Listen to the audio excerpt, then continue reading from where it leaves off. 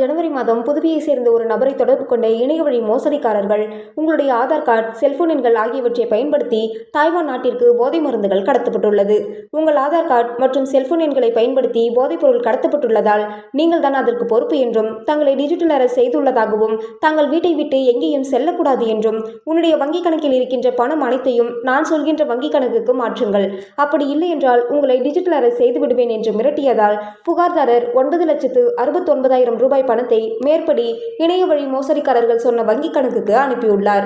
இது சம்பந்தமாக மேற்படி புகார்தாரர் கொடுத்த புகாரின் அடிப்படையில் சைபர் கிரைம் காவல் நிலையத்தில் வழக்கு விசாரணை மேற்கொள்ளப்பட்டது.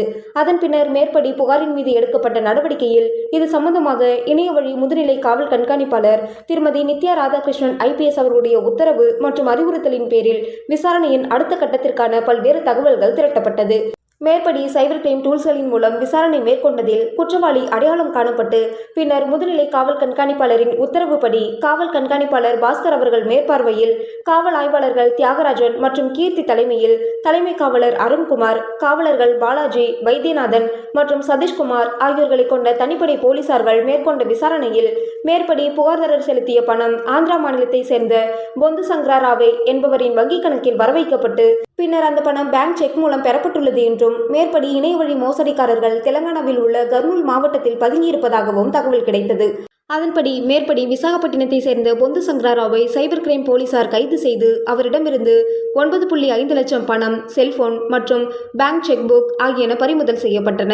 அதன் பின்னர் மேற்படி நபர் தலைமை குற்றவியல் நீதிபதி முன் ஆஜர்படுத்தப்பட்டு சிறையில் அடைக்கப்பட்டார். இது பற்றி முதுநிலை காவல் கண்காணிப்பாளர் திருமதி நித்யா ராதாகிருஷ்ணன் IPS அவர்கள் கூறுவது என்னவென்றால், நீங்கள் அனுப்பிய பார்சலில் அல்லது உங்களுக்கு வந்த பார்சலில் போதைப் பொருள் அல்லது ஆயுதம் அல்லது சட்டத்திற்கு புறமான பொருட்கள் வந்துள்ளதாக உங்களை CBI, ED மற்ற மாநில காவல்துறையிலிருந்து பேசுவதாக கூறி தங்களை மிரட்டி டிஜிட்டல் அரெஸ்ட் பண்ணிவிட்டோம் என்று கூறி சைபர் குற்றவாளிகள் பணம் பறிக்க முயல்வார்கள். பொதுமக்கள் யாரும் இதனை நம்ப வேண்டாம். டிஜிட்டல் அரெஸ்ட் என்பது இந்திய சட்டத்திலேயே கிடையாது. அப்படி யாரேனும் கூறினால் அதனை நம்பாதீர்கள். FedEx, கொரியர், ட்ராய், மும்பை போலீசிலிருந்து பேசுவதாக கூறி உங்களை டிஜிட்டல் அரெஸ்ட் பண்ணிவிட்டோம் என்று கூறினால் அவர்களது தொடர்பை உடனடியாக துண்டித்து விடுங்கள்.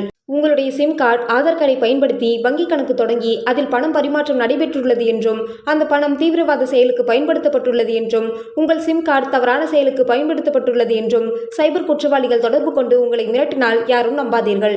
சமூக வலைதளங்களில் அல்லது தெரிந்தவர்கள் யாரேனும் உங்களிடம் பணம் தருவதாக கூறி வங்கிக் கணக்குகள் மற்றும் சிம் கார்டு கேட்டால் அதனை கொடுக்காதீர்கள். அப்படி கொடுத்து தவறான செயலில் உங்கள் வங்கிக் கணக்கு மற்றும் சிம் கார்டு ஈடுபட்டால் காவல்துறையினரால் கைது செய்ய நேரிடும்.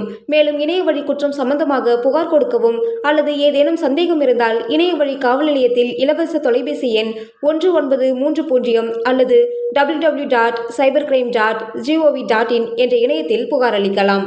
அப்படின்றது யாருக்குமே அந்த பவர் கிடையாது டிஜிட்டல் அரெஸ்ட் பண்றதுக்கு. இதனால பொதுமக்கள் டிஜிட்டல் அரெஸ்ட்னு சொல்லி யாராவது சொல்றாங்க, இல்ல நீங்க இந்த இடத்த விட்டு நகரக்கூடாது, பணத்தை ஃபுல்லா டிரான்ஸ்பர் பண்ணதுக்கு அப்புறம் தான் நீங்க நகரணும் அப்படின்னா அது எல்லாமே போய் நீங்க உடனே எங்களுக்கு 1930 கால் பண்ணி நீங்க சொல்லிட்டீங்க அப்படின்னா நாங்க அதை ஃபர்தரா நாங்க இன்வெஸ்டிகேட் பண்ணுவோம். சப்போஸ் உங்களுக்கு அந்த மாதிரி வருது, உடனே பயந்துட்டீங்க அப்படின்னாலே எங்க கிட்ட வாங்க.